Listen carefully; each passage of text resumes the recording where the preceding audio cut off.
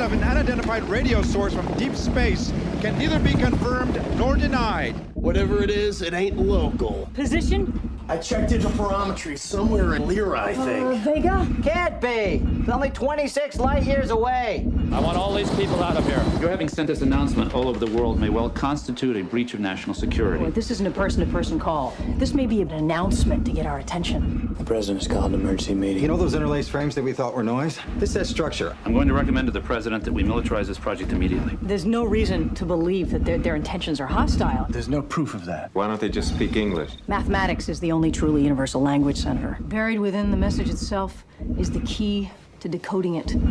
Those look like engineering schematics, almost like blueprints. It is our belief that the message contains instructions for building some kind of machine. A machine? It might turn out to be some kind of a transport. Transport? The fact is, you don't know what it does. It could be anything. Nobody's saying this isn't dangerous. They're gonna build it. Who gets to go, though? It's complicated, Ellie. Who gets to go? By doing this, you're willing to risk your life. You're willing to give your life and die for this. Why?